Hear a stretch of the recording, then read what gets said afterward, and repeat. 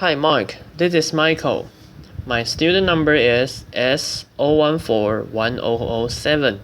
The speech title is My Green School Dream, and I'm the senior student at NCUE. So I'm going to read the TED Talk speech. My Green School Dream by John Hardy.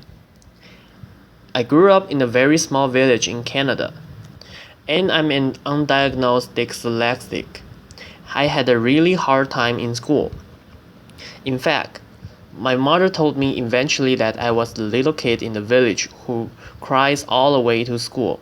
I ran away. I left when I was 25 years old to go to Bali, and there I met my incredible wife, Cynthia, and together, over 20 years, we built an amazing jewelry business. It was a fairy tale. It was a fairy tale, and then we retired. Then she took me to see a film that I really didn't want to see. It ruined my life. Laughter. The inconvenient truth. And Mr. Gore. I have 4 kids, and even if part of what he says is true, they are not going to have the life that I had. And I decided at that moment that I would spend the rest of my life doing whatever I could improve their possibilities. So here's the world, and here we are in Bali. It's a tiny little island, 60 miles by 90 miles. It has an intact Hindu culture. Cynthia and I were there. We had a wonderful life there, and we decided to do something unusual.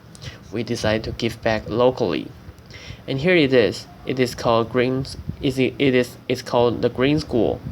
I know it doesn't look like a school, but it is something we decided to do. And it is extremely green. The classroom has no wall. The teacher is writing on a bamboo blackboard. The desks are not square. At Green School, the children are smiling. An unusual thing for school, especially for me. And we practiced holism.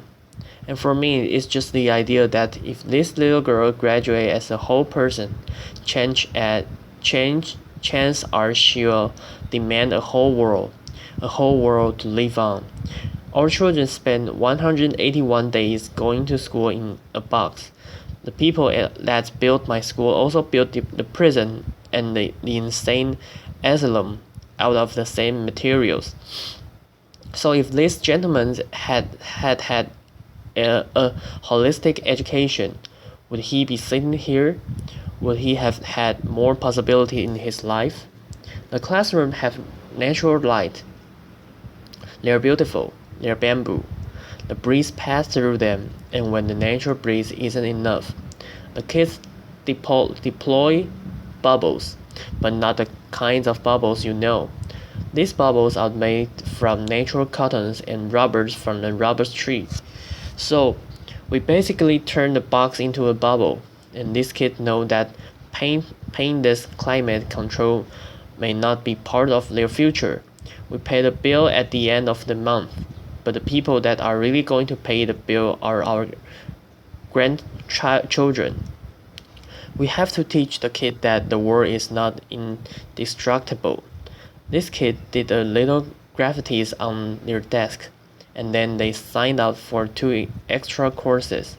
The first one was called sanding, and the second one was called waxing. But since that happened, they own this desk. They know they can control their world. We are on the grid. We are not proud of it, but an amazing alternative energy company in Paris is taking us off the grid with solar. And this since is the second vortex to be built in the world. In the 2.5-meter drops on the river, when the turbines drop in, it will produce 8,000 watts of electricity day and night. And you know what these are? These nowhere to flush. And as long as we are taking our waste and mixing it with a huge amount of water, you're all really smart. Just do the math. How many people times how much water? There isn't enough water. These are composite toilet. And Nobody at the school wanted to know about them, especially the principal. And they work. People use them. People are okay. It's something you should think about doing. Not many things didn't work. The beautiful canvas and rubber skylights got eaten by the sun in 6 months. We had to replace them with recycled plastic. The teachers dragged giant PVC whiteboard into the classroom, so it had some good idea. We took all automobile windshield, put paper behind them, and create the first alternative to the whiteboard. Green Square sits in South Central Bali. It's on 20 acres of rolling garden. There is an amazing river traveling through it. And you can see there how we managed to get across the river. I met a father the other day. He looked a little crazy. I said, "Welcome to Green School." He said, "I've been on an airplane for 24 hours." I asked him why. He said, "I had a dream once about the Green School, and I saw the picture of this Green School. I got on an airplane. In August, I'm bringing my sons."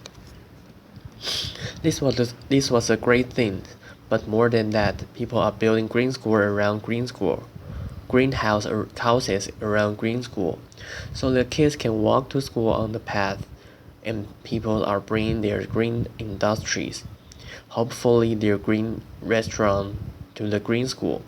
It's becoming a community. It's becoming a green model. We had to look at everything.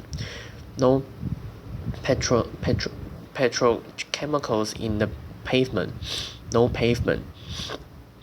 These are the volcanic stones laid by hand. There are no sidewalk. The sidewalks are gravel. They flood when it rains, but they are green. This is the school buffalo. He's playing to eat the fence for dinner. All the fence at Green Garden are green, and when the kindergarten kids recently moved their gate, they found out the fence was made out of topical. They took the topical root up to the kitchen, sliced them thinly, and made delicious chips. Landscaping. We managed to keep the garden that was there running right up the edge of each of the classroom. We dropped them gently in. We made space for this guide who are Bali's last pigs. And the school cow is trying to figure out how to replace the lawnmower on the playing field. These young ladies are living in a rich rice culture, but they know something that few people know in the rice culture. They know how to plant organic rice. They know how to look after it. They know how to harvest, and they know how to cook it.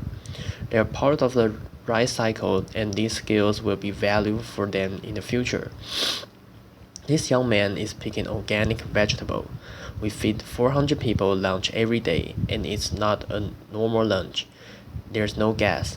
Local Balinese woman cooked the food on sand dust burner using secret that only their grandmother know. The food is incredible. Green School is a place of pioneer, local and global, and it's a kind of microcosm of the globalized world. The kids are from 25 countries.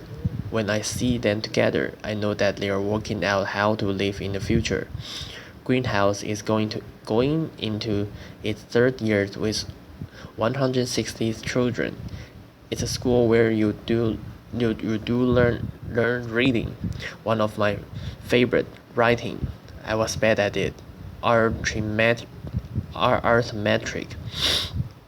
But you also learn other things. You learn bamboo building. You practice ancient Balinese art. This is called mud wrestling in the rice field. The kids love it. The mother aren't quite convinced it. Laughter. We've done a lot of outrageous things in our life, and we said, okay, local. What does local mean? Local means that 20% of the population of the school has to be Balinese, and this was a really big commitment, and we were right, and people are coming forward from all over the world to support the Balinese Scholarship Fund, because this kid will be the Bali's next green leader.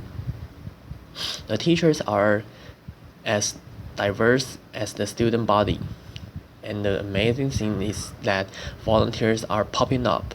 A man came from Java with a new kind of organic agriculture. A woman came from Africa with music. And together, these volunteers and the teachers are deeply committed to creating a new generation of global green leaders. The Green School effect, we don't know what it is. We need someone to come and study it, but what's happening? Our learning different kids, dyslexic, we've renamed their prolexic, are doing well in this beautiful classroom, and all the kids are thriving. And how did we do that? And how did we do all this? On giant grass, it's bamboo. It comes out of the ground like a train. It grows as high as a coconut tree in 2 months, and 3 years later it can be harvested to build building like this.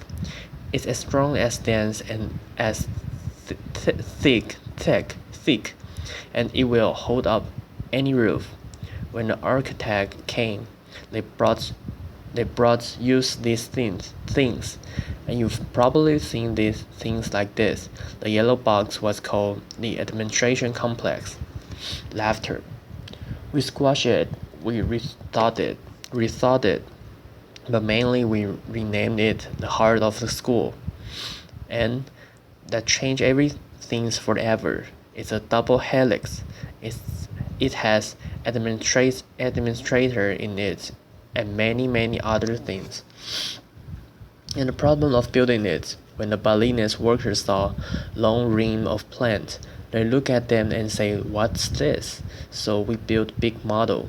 We had them engineered by the engineer, engineered it by the engineer, and Balinese carpenter like this measure them with their bamboo rulers, select the bamboo and build the building using age-old technique, mostly by hand.